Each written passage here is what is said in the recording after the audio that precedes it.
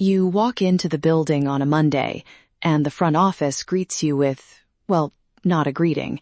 It's 78 degrees, and people are already complaining. The rooftop unit kicked the bucket overnight.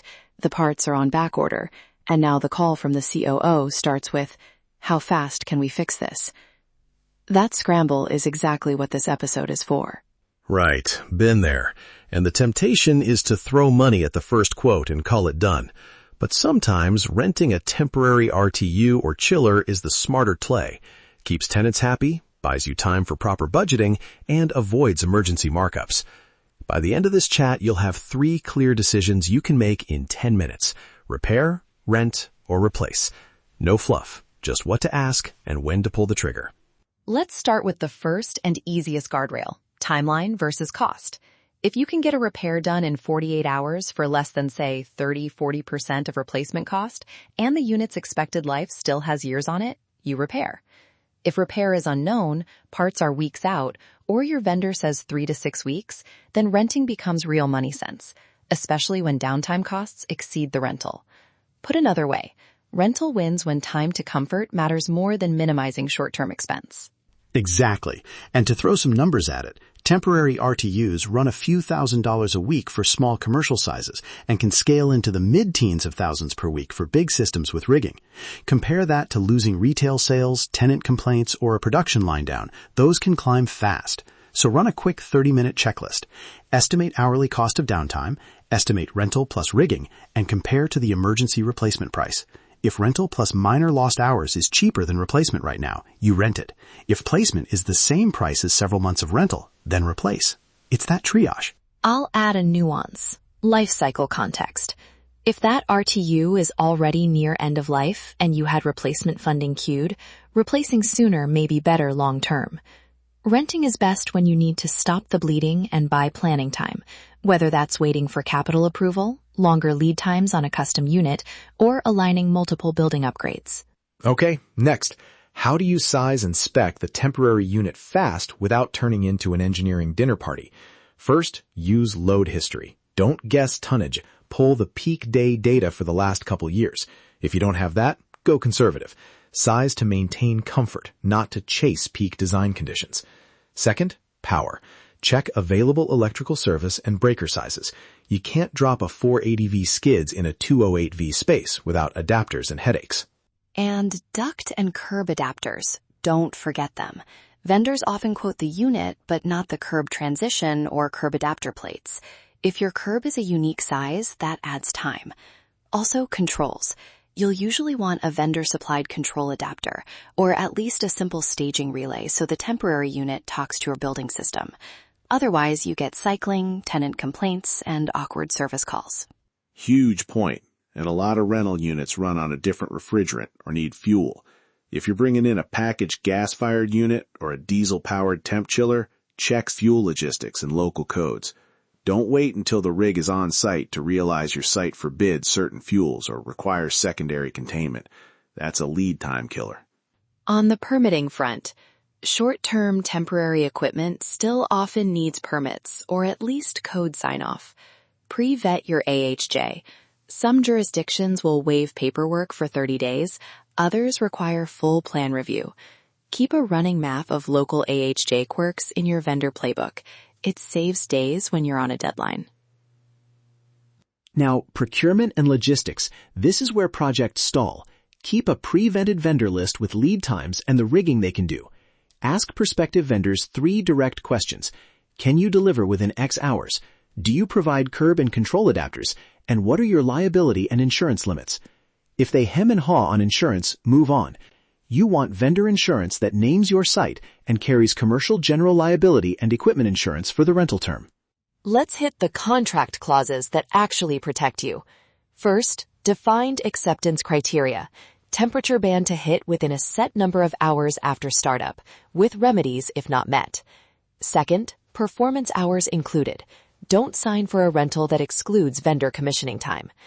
Third, termination and extension terms with fixed weekly rates and a cap for emergency replacement. And fourth, fuel/refrigerant responsibility spelled out. I'll argue for one more clause, a make good clause. If the vendor damages your curb, electrical, or roof during rigging, you want defined repair obligations and a holdback. I've seen vendors try to pass repair costs after the fact. Don't let it happen.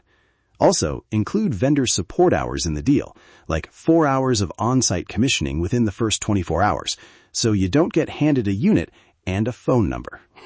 Let's run through a 2-minute procurement checklist you can use now. 1. Confirm immediate timeline. How many hours to delivery? 2. Check electrical compatibility and curb size. 3.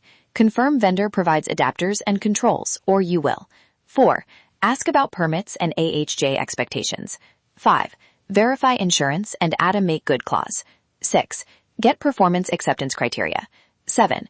Price rental and rigging separately. If any one of these comes back as a guest, push for concrete answers before signing. Quick red flags where rental is the wrong move. If the temporary unit still leaves critical spaces underconditioned because you can't match hydronic loops or distribution, or if controls integration will require weeks of programming. Also, when rental rates over a realistic hold period exceed the cost difference between repair and replace, you've lost the economics. And if your AHJ won't approve the temporary setup, that's a non-starter. Case story, quick one. A mid-size office campus had an RTU fail in July. The replacement lead time was 6 weeks because of a custom curb. They estimated tenant downtime losses at about $12,000 per week. The rental vendor delivered a matched capacity RTU with a curb adapter in 48 hours. Rental and rigging cost about $6,500 a week. The team rented for 3 weeks, used the breathing room to push capital through the next board cycle, and avoided tenant concessions. Net win. That's exactly buying planning time with minimal reputational loss. I love that because it shows the math. Downtime avoided versus rental cost. But here's a counterpoint. Once we rented that unit, we saw the vendor's weekly rate climb because of holiday demand. That's why you need fixed rate clauses and an exit plan. Don't get stuck paying premium rental for a month because you didn't lock terms or finish procurement for the replacement. Totally. And that's the friction people feel. Renting solves an immediate problem, but can become expensive if you treat it like a long-term solution by accident. So, our last practical tip, set a calendar checkpoint when you sign the rental.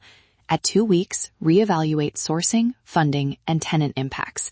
If replacement still isn't moving, then renegotiate or extend under predefined terms. Don't let the rental become a default forever plan. Before we wrap, the 30-minute cost benefit you can run now.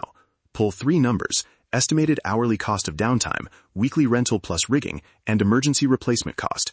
Multiply downtime by expected hours to estimate lost value. Compare weekly rental times a conservative hold period, and add any permit or rigging unknowns. If rental plus lost hours less than emergency replace, rent. If not, repair or replace. Simple triage. Fast decisions beat perfect indecision. All right, quick recap in plain language. If time is your enemy, rent. If money and life cycle line up, replace. If parts are quick and the unit is healthy otherwise, repair. Keep pre-vetted vendors, require adapters and commissioning in the contract, lock insurance and make good clauses, and set a calendar checkpoint so the rental doesn't become permanent. That's how you stop the crisis and get back to planned work. And one last practical nudge. We put a 1-page procurement checklist and the contract clause examples in the show notes. Use them as a template.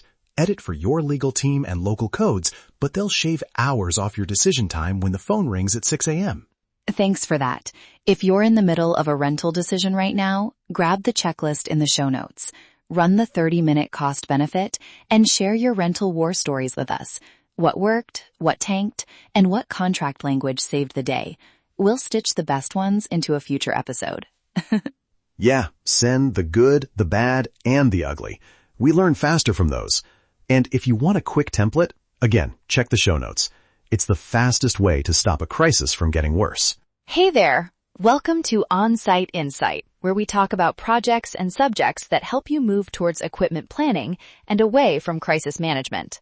Thanks for listening to On-Site Insight, where we discuss issues important to the unsung heroes of facility management. Catch the checklist, and we'll see you next time on the roof, figuratively and literally. On-Site Insight, bringing the practical back to your on-site.